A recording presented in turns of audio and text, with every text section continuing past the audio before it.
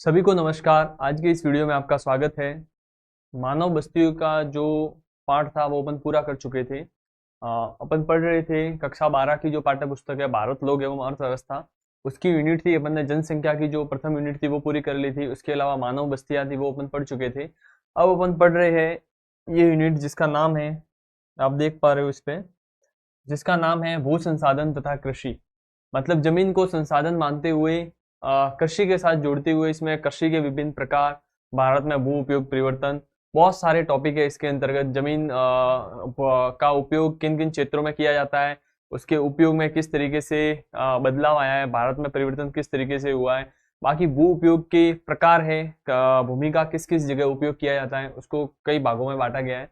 तो आज के वीडियो में ये अपन डिस्कस करेंगे। तो सबसे पहले मैं इस पाठ्य जो ये पाठ है इसकी आप देख सकते हो कि आप जो सामने बुक आपके रखी है तो उसमें आप देख सकते हो, उसमें आप देख सकते हो जैसे कि भू संसाधन तथा कृषि, ये यूनिट है अपनी। इसमें यहां से ये स्टार्ट होता है जिसमें अपन पढ़ेंगे भू उपयोग वर्गीकरण। भू उपयोग वर्गीकरण, भू उपयोग वर्गीकरण के अंतर्गत इसमें बताया गया सबसे पहले ये बताया गया है कि मनुष्य भूमि का विभिन्न तरीके से उपयोग करता है, उसे ही भू उपयोग एवं भू संसाधन कहा जाता है, चाहे कृषि के क्षेत्र में करे या फिर बाकी किसी अन्य क्रियाकलाप को करने के लिए। ये अंडरलाइन इधर आप कर सकते हो, इसे मैं और बाद में थोड़ा एक्सप्लेन करता हूँ। भू उपयोग वर्गीकरण के अंतर्गत फिर दो शब्द आते हैं, भू राजस्व विभाग और यहाँ पर आता है भारतीय सर्वेक्षण विभाग। इसमें क्या अंतर है वो अपन देखेंगे।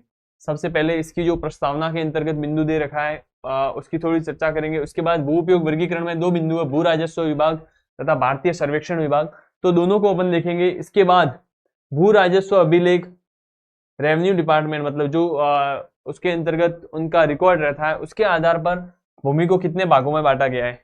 तो कितने भागों में बांटा गया है वो आप आगे देखोगे, तो यहाँ तक बांटा गया है वो इनका डिटेल दे रखा है। फिर अगला पॉइंट अपन इसमें डिस्कस करेंगे, भारत में भू उपयोग परिवर्तन, मतलब भूमि का पहले किस में ज्यादा उपयोग होता था, अब किस में हो रहा है, उसका तुलनात्मक अध्ययन करेंगे। तो आज की वीडियो में अपन इस टॉपिक पे बात करेंगे। तो सबसे पहले अपन देखते हैं,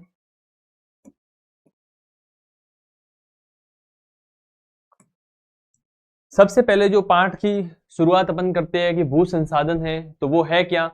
तो मानव के विकास में जिन वस्तुओं या तौर तरीकों का उपयोग करके उसके विकास में जो सहायक सिद्ध होते हैं उन्हें प्राय संसाधन कहा जाता है। तो भूमि का उपयोग करके चाहे प्राथमिक क्रिया हो, द्वितीयक क्रिया हो या तृतीयक क्रिया हो, तीनों ही क्रियाओं में भूमि का मतलब भूमि एक संसाधन के रूप में कार्य करती है। आप कोई भी कार्य कर रहे हो उसमें भूमि की जरूरत रहती ही है। तो उसमें जो शुरू की लाइन है वो इसमें दे रखी है कि मनुष्य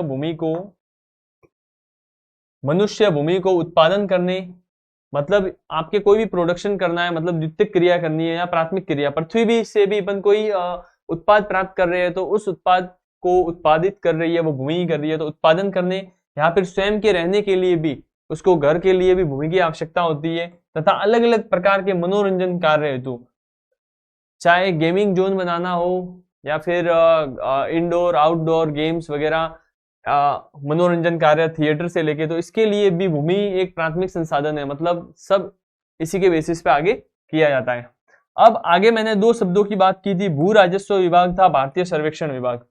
अब भूमि का रिकॉर्ड होता है वो अलग अलग तरीके से है। जैसे अपन अपने मानचित्र की बात करें, भारत का जो मानचित्र बना हुआ है आप इसमें देखोगे, जैसे मानचित्र,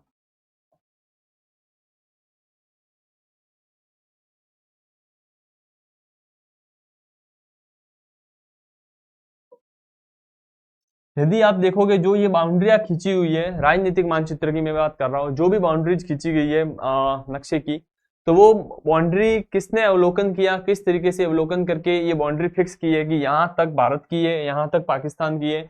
इसके बाद अपन राज्यों की बाउंड्री देखे, मैं राजनीतिक मानचित्र की बात कर रहा हूँ जिसमें पर्वत पहाड़ नदियां नहीं दिखाई जाती, केवल स्थान दिखाए जाते हैं एवं किस शासन के अंतर्गत वो है वो दिखाया जाता है, जैसे राज्य के अंतर्गत है या फिर भारत के संदर्भ में बात करें तो कौन से देश के अंतर्गत है वो अपन दिखाया जाता है। अब जैसे ये बाउंड्री है तो इन बाउंड्रीज को निर्धारित करता है भारतीय सर्वेक्षण विभाग। भारतीय सर्वेक्षण विभाग निर्धारित करता है कि जो राजनीतिक बाउंड्रियां है वो कहाँ तक है और भारत का विस्तार कहाँ तक है। तो ये प्रशासकीय जो क्षेत्र होते हैं कहाँ का प्रशासन का एरिया कितना है, तो वो दिखाने का कार्य करता है भारतीय सर्वेक्षण विभाग, जो मैप तैयार करता है वो। इसके आंकड़े अधिक स्थायी होते हैं, अधिक स्थायी होते हैं, मतलब जब बाउंड्री में चेंज होता है ना, तभी इसके आंकड़े बदलते हैं। प्राय हर साल की भांति नहीं बदलते रहते। तो हर साल की भांति किसके आंकड़े बदलते रहते हैं, तो वो आप देख सकते हो, भू राजस्व विभाग, मतलब रेवेन्यू डिपार्टमेंट के पास रहता है कि कितनी भूमि किसके अंतर्गत उपयोग में ली जा रही है। अब रेवेन्यू डिपार्टमेंट के अंतर्गत अभिलेख इकाइयों की जानकारी, भू उपयोग संबंधी अभिलेख, मतलब कितना परसेंट भूमि, जैसे टोटल 100% भूमि है, उसमें से कितनी भूमि पर कृषि की जा रही है, कितनी भूमि पर फैक्ट्री है, कितनी भूमि बंजर भूमि है, कितनी भूमि बंजर भूमि है, कितने पे कृषि, कितने पे फैक्ट्री, इसके अलावा कितने पे उपवन या बगीचे हैं, उपवन या बगीचे, कितनी भूमि है जो पड़त है, यूं ही यहाँ 1 साल के अंतराल में बोया जाता है, 2 साल के अंतराल में बोया जाता है, क्योंकि कई खेत है जो 5 साल तक, 5 साल से अधिक समय से ज्यादा बंजर है, या फिर कई 1 साल के अंतराल तक खाली पड़े रहते हैं, बोए गए क्षेत्र के अंतर्गत नहीं आते हैं। क्योंकि कई बार क्या होता है, लगातार कंटिन्यू एक ही फसल के अंतर्गत, जैसे कि कोई खेत है उसमें जैसे अपन कंटिन्यू कोई एक फसल ले रहे हैं, तो उसकी उर्वरता शक्ति क्या हो जाती है, समाप्त हो जाती है। उस उर्वरता शक्ति को बढ़ाने के लिए उसे 1 साल तक पड़ा रहा दिया जाता है, ताकि उसकी जो नेचुरल प्राकृतिक उर्वरता है वो वापस उस खेत में आ सके, उसको मतलब नॉर्मल शब्द में अपन कहे तो उसको आराम मिल सके। अब जो खेत पड़ा हुआ रहता है, या फिर इसके लिए अन्य उपाय किया जाता है, इसमें फलीदार फसलें उगाई जाती है।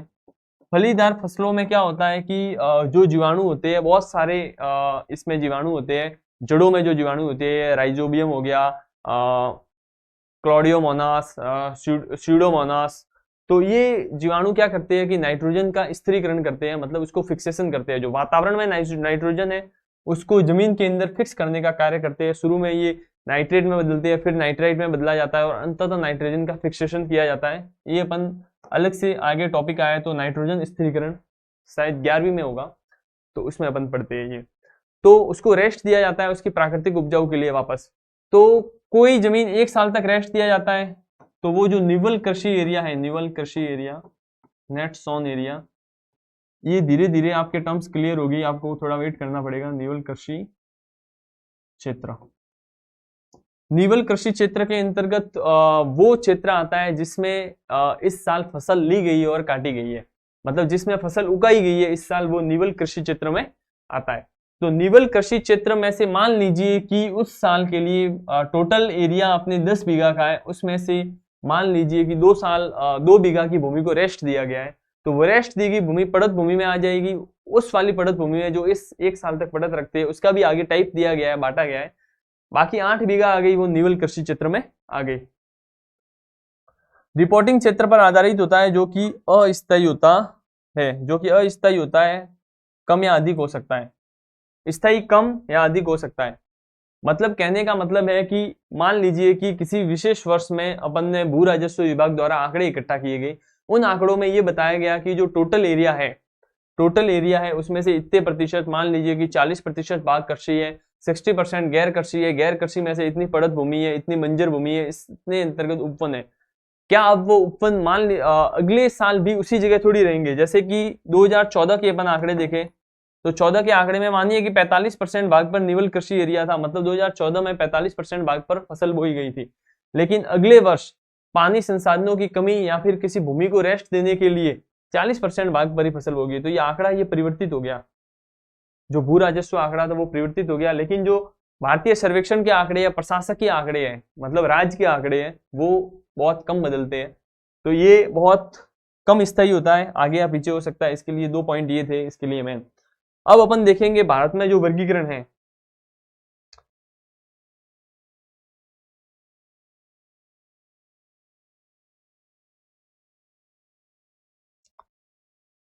फिर अपन आ जाएंगे आगे का जो पॉइंट अपन ने देखा भू राजस्व एवं भारतीय सर्वेक्षण, उसके बाद अपन आएंगे भू राजस्व अभिलेख द्वारा अपनाया गया भू वर्गीकरण, मतलब भूमि को किस तरीके से बांटा गया है भू राजस्व विभाग द्वारा, वो अपन इसमें देखेंगे। तो इस पैराग्राफ में 2 पॉइंट है, उस पर अपन फोकस करते हैं।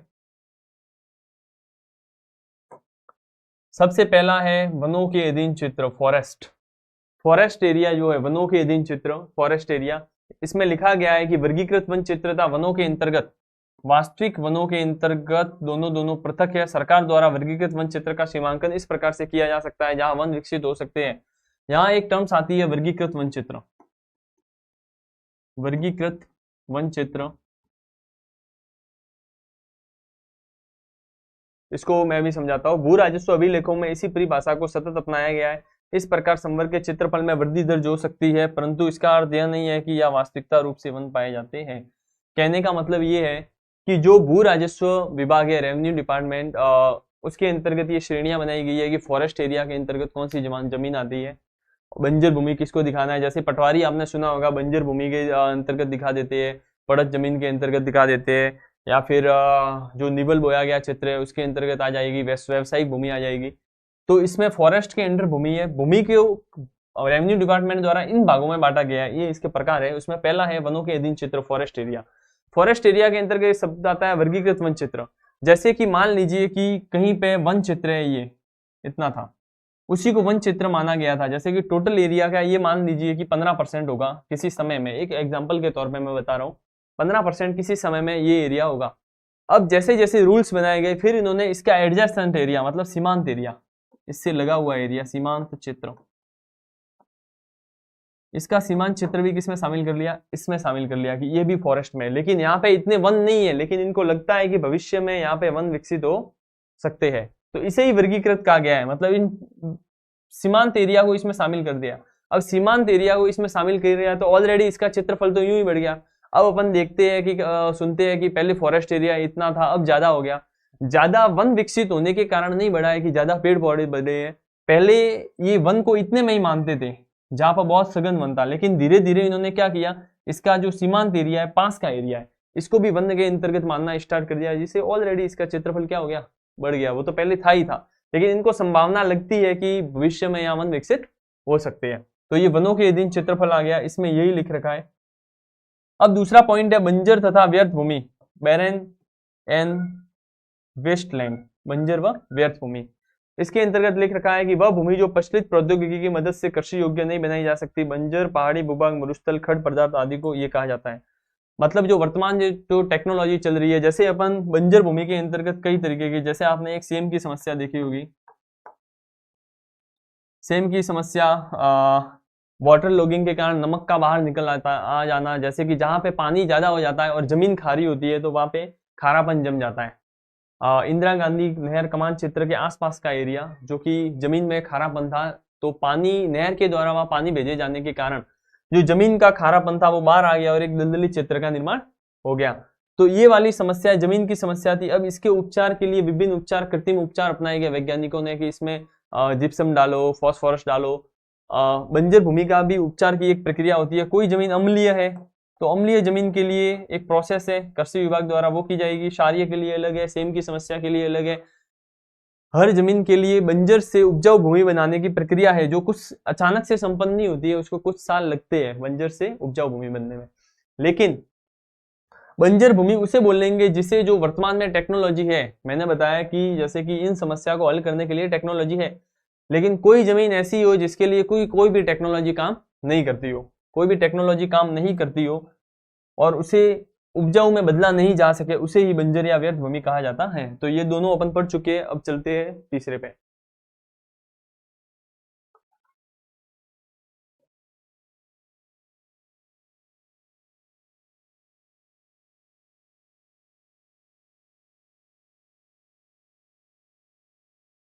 तीसरे पे आप देखिए, इसमें लिख रखा है गैर कृषि कार्यों में प्रयुक्त भूमि। गैर कृषि मतलब गैर कृषि, land for to non agricultural uses. अब जो गैर कृषि मतलब कृषि के अलावा सब कार्यों के अंतर्गत जो उपयोग में ली जाती है, कृषि को छोड़ के कोई भी काम उपयोग में लिया जा सकता है, उसे गैर कृषि कार्य क्षेत्र में प्रयुक्त भूमि कहा जाता है। इसके अंतर्गत लिखा गया है, इसके वर्ग के अंतर्गत बस्तियां, अवसंरचना मतलब इंफ्रास्ट्रक्चर, सड़क वगैरह, जहां सड़क बनी होती है वहां पे भी जमीन होती है, तो सड़क, नहरें आदि बनाई जाती है। रहने के लिए लोगों के मकान, उद्योग या फैक्ट्री लगाई जाती है, दुकान बनाई जाती है, इसमें ये सम्मिलित है। मतलब टोटल मिला के द्वितीयक एवं तृतीयक क्रियाकलापों में वृद्धि से इस संवर्ग के भूभाग में वृद्धि होती है। द्वितीयक एवं तृतीयक क्रियाकलापों में वृद्धि से द्वितीयक व तृतीयक क्रियाकलापों में वृद्धि होगी तो इस वाले एरिया में वृद्धि होगी। यदि कृषि की भूमि पर फैक्ट्री लग रही है, यदि कृषि की भूमि पर घर बन रही है, यदि कृषि की भूमि पर नहर बन रही है, यदि कृषि की भूमि पर मानव बस्तियां, इंफ्रास्ट्रक्चर, सड़क वगैरह बन रही है, तो ऑलरेडी कृषि की भूमि कम हो जाएगी और द्वितीयक व तृतीयक क्रियाकलाप बढ़ रहे हैं, तो ये वाली गैर कृषि कार्य की भूमि क्या हो जाएगी, बढ़ जाएगी। अब अगली अपन इसमें हेडिंग लेते हैं। अगला इसमें लिख रखा है स्थायी चारागाह क्षेत्र, परमानेंट पास्चर्स, स्थायी चारागाह क्षेत्र। स्थायी चारागाह के अंतर्गत जैसे अपन ने देखा होगा गांवों में अपन देखते हैं जो भूमि चारागाह के लिए गोचर भूमि होती है, चारागाह के लिए उस पर ग्राम पंचायत का अधिकार होता है और वहां पर सभी किसान वर्ग होते हैं, वो अपनी गायों को चराते हैं और वो जमीन ऐसे ही पड़ी रहती है। लेकिन कई बार देखने को मिलता है कि उस पर अतिक्रमण हो जाते हैं। अतिक्रमण के फलस्वरूप जो पशुओं पक्षियों के लिए, जो पालतू जानवरों के लिए जो जमीन रखी होती है उसका दुरुपयोग होता है। लेकिन अधिकतर जगह जो गौशाला या चारागाह, स्थायी चारागाह, मतलब वहां पे बारिश के सीजन के मौसम में या उसके इधर भी पशुओं के चरने के लिए भूमि होती है, उसे स्थायी चारागाह क्षेत्र कहा जाता है। यहाँ पे लिख रखा है ग्राम पंचायत का स्वामित्व या सरकार का स्वामित्व। ग्राम पंचायत के स्वामित्व की भूमि को साझा संपत्ति संसाधन कहा जाता है। यहाँ एक शब्द आया है साझा संपत्ति संसाधन, इस पे और डिटेल से अपन देखेंगे। इस पार्ट में है साझा संपत्ति संसाधन, मतलब टोटल पूरे गांव की जमीन है ये जो ग्राम पंचायत के अंडर में है, और प्रॉपर्टी है वो किसी एक व्यक्ति का ना होकर पूरे गांव की है, मतलब साझी है एक साथ में। तो इस पे और डिटेल से आगे टॉपिक दिया गया है, उसमें अपन देखेंगे। अब आगे अपन चले, अगले पॉइंट पे अपन देखें तो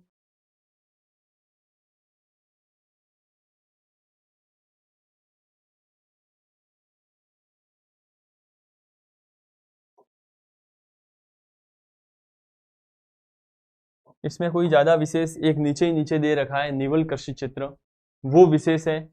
उसके अलावा जनरल इन जनरल नहीं है, नॉर्मल समझने की है। बाकी निवल कृषि क्षेत्र, सकल कृषि क्षेत्र और कृषि गहनता, ये टॉपिक है। ये आप कृषि गहनता का जो है उसका फॉर्मूला है वो इंपॉर्टेंट है, और वो जब समझ में आएगा जब निवल एवं सकल कृषि क्षेत्रफल क्षेत्र आपको पता होगा, उसी से वो फॉर्मूला निकलेगा।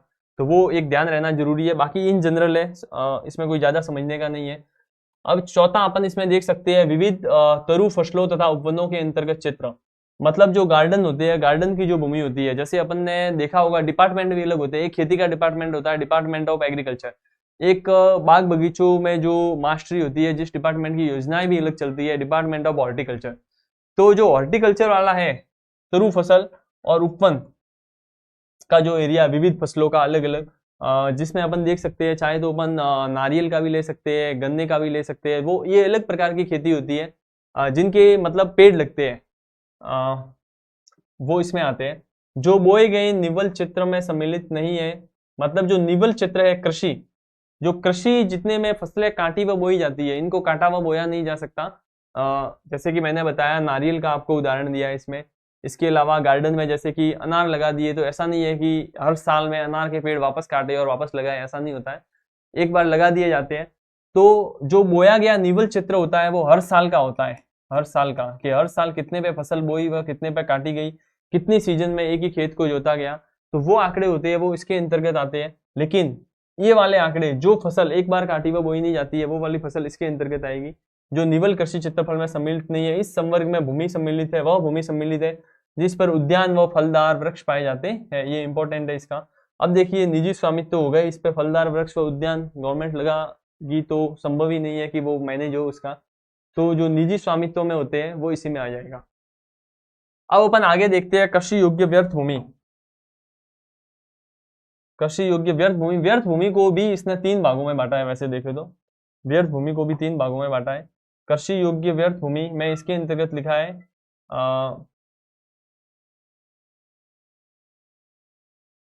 वह भूमि जो पिछले 5 वर्षों से अधिक समय तक प्रति या कृषि रहित है, उसे कृषि योग्य व्यर्थ भूमि कहा जाता है। मतलब 5 साल से अधिक से ऐसे ही पड़ी हुई है भूमि, उसे कृषि योग्य। इसमें 2-3 कैटेगरी दे रखी है। एक कृषि की वो आएगी जो 1 साल तक पड़ी हुई है, जिसे उपजाऊ बढ़ाने के लिए, उपजाऊपन बढ़ाने के लिए पड़ा हुआ रखा हुआ है। और एक भूमि की कैटेगरी वो आएगी जिसमें 1 से 5 साल के बीच तक पड़ी हुई है। एक भूमि वो आएगी जो 5 से प्लस सालों तक पड़ी हुई है। ये 3 कैटेगरी है। व्यर्थ भूमि की। तो इसके अंतर्गत अपन ने ये कैटेगरी देख ली। वर्तमान प्रतिभूमि, इसके अंतर्गत लिखा है कि 1 वर्ष या उससे कम समय तक बिना बोए रखा जाता है। इसका कारण ये है भूमि की गुणवत्ता को बनाए रखने के लिए, आप इधर देख सकते हो। और भूमि की गुणवत्ता क्यों बनाए रखने के लिए, जैसे उत्पादन, जमीन से उत्पादन होता है तो उसके उस जमीन के अंतर्गत भी कई तत्व होते हैं, तो रेगुलर उत्पादन देने से उन तत्वों की कमी हो जाती है, तो इसका उपचार करने के लिए उसे रेस्ट दिया जाता है। अब वो आगे मैंने बताया नाइट्रोजन स्थिरीकरण वगैरह, वो आपके समझ में आ चुका होगा। प्रति रखना एक सांस्कृतिक चलन है। इस विधि में भूमि की क्षीण उर्वरकता तथा पौष्टिकता प्राकृतिक रूप से वापस आ जाती है।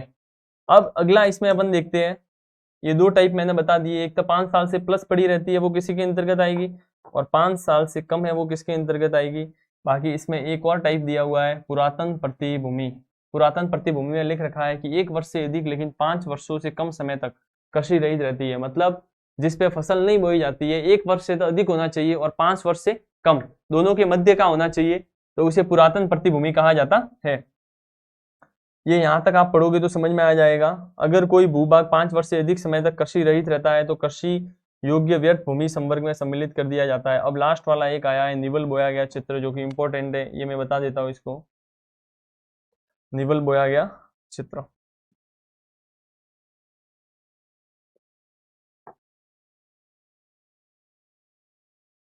ये अपन आगे देखेंगे। फसल गहनता, क्रॉप इंटेंसिटी, इसमें बताया गया है कि सकल बोया गया चित्र बटा निवल बोया गया चित्र गुणा 100, ये इसका फॉर्मूला है। इसमें मान रखने से इसका वैल्यू निकल जाएगी। अब निवल बोया गया चित्र क्या होता है, जिसको बोलते हैं नेट एरिया सोन, निवल बोया गया चित्र। और एक होता है सकल बोया गया चित्र, जिसे बोलते हैं ग्रॉस एरिया सोन।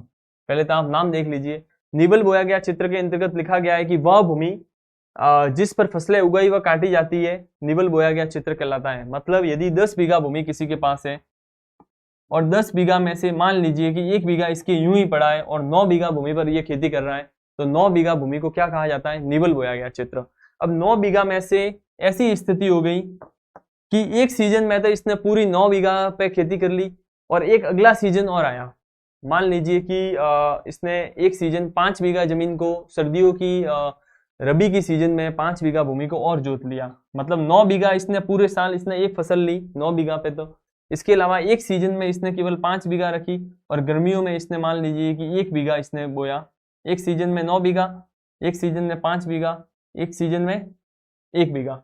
तो यहाँ पे देखे तो जो टोटल बोया, और 1 बीघा इसके यूं ही पड़ी हुई है, इसमें टोटल बोया गया क्षेत्र है वो कितना है, 9 बीघा। मतलब वो खेती व्यक्ति कर रहा है वो केवल 9 बीघा पे फसल काट वो बो रहा है, वो 9 बीघा पे बो रहा है।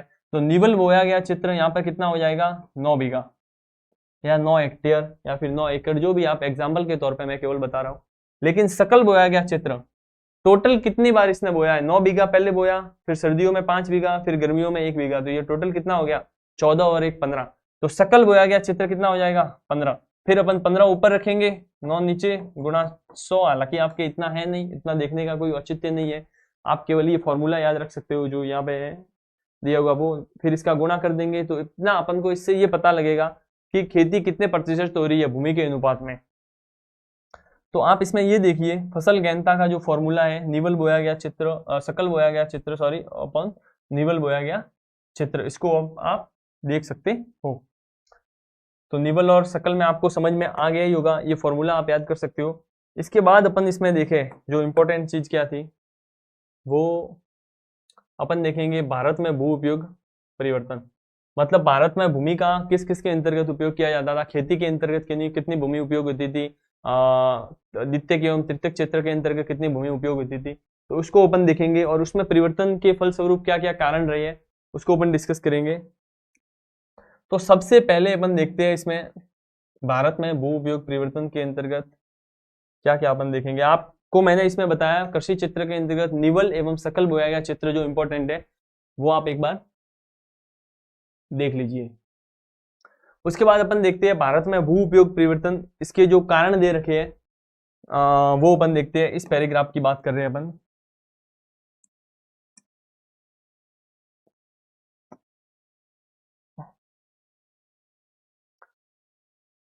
भारत में भू उपयोग परिवर्तन,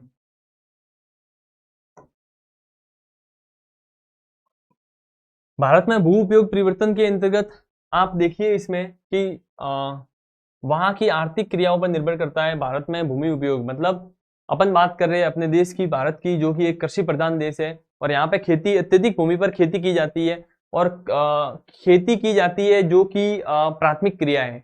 अब जैसे जैसे इंडस्ट्रियलाइजेशन होगा, मतलब औद्योगिकरण होगा, जैसे अपन 1950 की स्थिति ले, उसमें खेती अधिक मात्रा में की जाती थी, लेकिन उसके बाद की स्थिति को अपन देखें 1950 से 2014 तक का एक इसमें ग्राफ दिया हुआ है, वो आगे अपन देखेंगे। तो इस ग्राफ में अपन भूमि उपयोग देखेंगे कि वन के अंतर्गत एरिया कितना था, निवल कृषि क्षेत्रफल कितना था, बंजर भूमि कितनी पड़ी थी।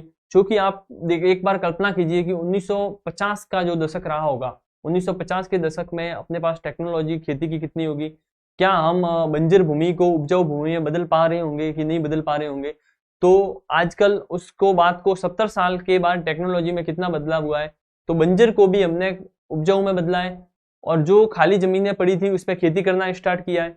तो निवल कृषि एरिया में तो बढ़ोतरी हुई है, लेकिन किन किन भूमि में चेंज हुआ है, तो इस चेंज होने के पीछे कारण क्या है, वो महत्वपूर्ण 3 कारण इसके सामने आते हैं। तो पहला वो कारण है वो है अर्थव्यवस्था का आकार, मतलब इकोनॉमी कितनी बड़ी है। पहले 1950 की इकोनॉमी और आज की इकोनॉमी में फर्क है, यहाँ आयु वर्ग का फर्क है, इकोनॉमी में काम करने वालों की संख्या का फर्क है, ट्रेंड का फर्क है और लोगों की आवश्यकता का भी फर्क है। उस समय लोगों की आवश्यकता क्या थी, आज की आवश्यकता क्या है, वो सब महत्व रखता है। अर्थव्यवस्था का आकार, अर्थव्यवस्था की संरचना और तीसरा पॉइंट है कृषि क्रियाकलापों का अर्थव्यवस्था में योगदान कम होना। मतलब पहले कृषि क्रिया ज्यादा उस पर ही मेन फोकस था, लेकिन आज इंडस्ट्री की तरफ फोकस है। तो जो निवल कृषि एरिया है वैसे देखे तो घटना चाहिए, लेकिन बढ़ा क्यों, इसके पीछे के भी कुछ कारण है, तो वो अपन डिस्कस करेंगे। तो पहला पॉइंट है अर्थव्यवस्था का आकार, इसके अंतर्गत लिखा है समय के साथ भूमि और दबाव बढ़ता है था उसका उपयोग में लिया जाता है। जैसे कि अपन देखें कि जैसे एग्जाम्पल के तौर पे देखें, ये पहाड़ है, पहाड़ के आसपास की जमीन है जो कई साल पहले तक खाली पड़ी रहती थी, यहाँ पे इसको छोड़कर यहाँ दूर दराज में खेत हुआ करते थे। अब जैसे जैसे ये भूमि का टुकड़ा है, इस पे 10 लोगों का परिवार था, वो अब 70 सालों में लगभग हो गया 30 परिवार हो गए इसी भूमि पर। तो जैसे जैसे इनको जमीन अलॉट होती गई या इन्होंने खेती स्टार्ट करना शुरू किया, तो इस भूमि के टुकड़े के पास की जो जमीन थी उसको अधिग्रहित कर लिया। इसके पास गवर्नमेंट ने खेती अलॉट की, क्योंकि जनसंख्या के हिसाब से जमीनें भी अलॉट होती है शुरू में जब सेटलमेंट के टाइम में। तो 30 सालों 10 से 30 तक की फैमिली हो गई, तो जनसंख्या का दबाव इस भूमि के प्लॉट पे बढ़ता गया, जिससे इन्होंने इसके पास की भूमि को जोतना स्टार्ट कर दिया। तो भूमि पे दबाव किस बढ़ा है, तो अर्थव्यवस्था का आकार भी बढ़ेगा, उत्पादन भी बढ़ेगा एवं उसका कंजप्शन, मतलब अपन उपभोग में लेंगे वो भी बढ़ेगी। अर्थव्यवस्था की संरचना, जैसे कि पहले प्राथमिक क्षेत्र था, उस पर अर्थव्यवस्था की संरचना, मतलब कोई अर्थव्यवस्था होती है जिसमें कृषि का अत्यधिक हिस्सा होता है, कोई अर्थव्यवस्था होती है जो इंडस्ट्रियल मतलब कृषि का इतना उत्पादन नहीं होता, लेकिन उसकी टेक्नोलॉजी उन्नत होती है और वो इंडस्ट्री में ज्यादा रुचि लेते हैं। कोई सेवा क्षेत्र होती है, सर्विस सेक्टर, उसमें ज्यादा होता है। तो पहले अर्थव्यवस्था थी जो प्राथमिक पे फोकस थी, लेकिन अब द्वितीयक और तृतीयक पे फोकस है। तो जहां पे खेती होती थी वहां पर इंडस्ट्री लग गई या बड़े बड़े ऑफिस बन गए सेवा क्षेत्र के, तो वो अर्थव्यवस्था की संरचना में परिवर्तन आया। तीसरा, कृषि क्षेत्र में योगदान कम हो गया। इन दोनों का सम्मिलित प्रभाव ही तीसरा है, ये आप समझ सकते हो। अब इस पे और अपन डिस्कस करेंगे, जो ग्राफ के साथ है वो कल देखेंगे इसमें। जैसे कि आप देख सकते हो ये वाला ग्राफ है, ये कल के वीडियो में अपन डिस्कस करेंगे कि 1950 से 51 का दशक का एक दे रखा है, एक 2014-15 का दे रखा है। तो अपन इसमें ये देखेंगे कि दोनों में अंतर कितना आया, इन अंतर के पीछे कारण क्या है। ये 4 चित्र बड़े, इसके यहाँ तक कारण दे रखे हैं। इसके बाद अपन इसमें देखेंगे जो प्रमुख फसलें हैं भारत के अंतर्गत, उनकी जलवायु, प्रकृति, उत्पादन क्षेत्र वगैरह थोड़ा दे रखा है, तो उस पर अपन डिस्कस करेंगे। तो आज जो मैंने इसमें बताया है वो भू संसाधन एवं कृषि में जो महत्वपूर्ण चीज थी वो भू राजस्व विभाग और सर्वेक्षण विभाग, इनमें अंतर क्या है, इनके आंकड़े कैसे भिन्न है वो है। और ये जो भू राजस्व विभाग द्वारा भूमि का वर्गीकरण जो किया गया है उसके टाइप है, उसमें सकल निवल को मैंने इंपॉर्टेंट बताया, एक फॉर्मूला दिया कृषि गहनता का, हालांकि वो इनके पेज के आगे का है, वो अपन वापस कल डिस्कस कर लेंगे। उसके बाद भारत में भू उपयोग में परिवर्तन आ रहा है, उसके कारण अपन ने देखे, और ये ग्राफ है जो ये अपन कल इसमें डिस्कस करेंगे। इसके अलावा यदि आपके कोई डाउट है तो आप कमेंट कर सकते हैं। मिलते हैं कल के वीडियो में, इस ग्राफ के साथ अपन स्टार्ट करेंगे। धन्यवाद।